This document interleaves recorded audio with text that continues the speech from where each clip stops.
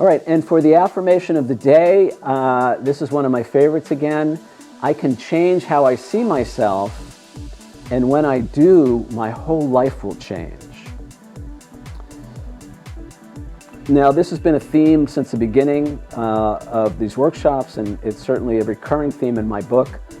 And it's going to be part of the conversation, part of the discussion tonight. So the first part of it is I can change how I see myself. And honestly, that's the first hurdle for most of us. Certainly was the first hurdle for me, because I didn't think I could change who I was. I didn't think I could change how I saw myself, because I thought who I was a function of my past, was a function of my past experiences, of my childhood, of it was a function of what happened to me, and there was nothing that I could really do about that. And I would say things like, well, that's just the way I am, or I'll never change, or you can't teach an old dog new tricks. And I was convinced that I was the way I was, and that there was very little that I could do to affect real change in my life. So my position, again, I've said this many times, is it all begins with changing how we see ourselves. And to change how we see ourselves, we have to believe it's possible that we can change. It doesn't matter how old we are or how young we are. We can change, but the way we do that is we change our self-perception, our ideas about ourselves, who we think we are, and we do that by reprogramming. And I've talked a lot about that, how to reprogram our thoughts and beliefs about ourselves. And then the second part of the affirmation is, and when I do, my whole life will change. Now again, this is my belief, and I've seen it in myself and I've seen it with other people, is that our life is a function of the choices and decisions that we make. And the choices and decisions that we make are based on the thoughts that we think and the feelings that we feel. And the way it works is our thoughts lead to our feelings lead to our words and actions, and our words and actions lead to the outcomes that we experience in our lives. So when I change how I see myself, when I change those thoughts and beliefs about me, especially the ones that are not serving me, then my feelings change, and when my feelings change, my words and actions change, and those words and actions are usually the representation of a choice or decision. And so when I change those choices and decisions, that's when my life changes. And many of us, again, I'll speak for myself, I want my life to change, but I don't want to have to do anything to change. I don't want to be different. I don't want to have to do anything to change. I want you to change, or whoever. I want somebody else to change. I want the economy to change.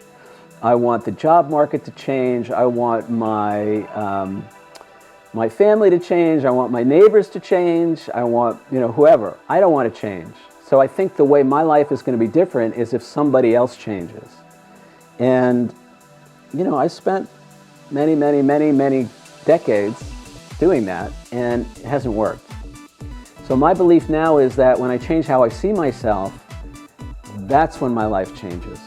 I'm going to give you a specific example from my own life tonight from chapter 6 in the book. So again, this is a little reminiscent of the affirmation for tonight. And this is the theme. This is the main theme of my book. This is the main theme that we've been talking about for 30-something weeks now in terms of the workshop. It's how we see ourselves, who we think we are, that determines how we respond or react in all situations and to all people.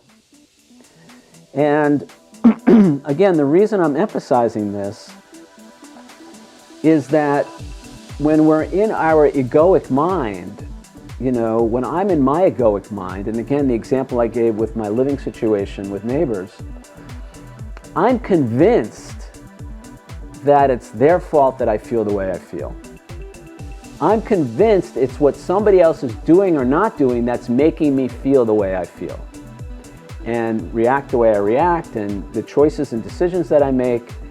And it's also how I feel justified in getting even, because they did it to me first. That's ego 101. The minute I feel justified in attacking back, getting even, because they did it to me first. Now, we talked about, beginning in chapter 1 and chapter 2, nobody makes us feel anything. Okay? We're always and only choosing our own thoughts, feelings, words, and actions. It looks like somebody else is making us think the way we think, feel the way we feel, or say or do the things that we do. But the truth is, we're always choosing. Now, we're often doing it habitually or in a conditioned way. We're not conscious, and that's why I talked about the difference between responding and reacting. Responding and reacting. But it doesn't change the fact that we're choosing, that we're making that internal decision based on who we think we are in that situation. We're always reacting to our subjective interpretation of the situation based on who we think we are. We're not actually reacting to what's going on around us. Now, why is that important? Well, if the situation is not causing me to feel the way I feel, or think the way I think, or say the things I say or do, then that means when I change how I see myself, when I change who I think I am in that situation, then I will have a different response. And hopefully have a better response. Hopefully have a peaceful interaction with other people rather than conflict and drama, pointing fingers, making other people wrong, blaming other people, and reacting from that place of defensiveness, anger, justified attack, and all of that. So I want to get us thinking, I want to get us aware, I want to get us more in the moment so we're conscious that when those feelings come up of justified anger, of being offended, of taking things personally, that's the red flag.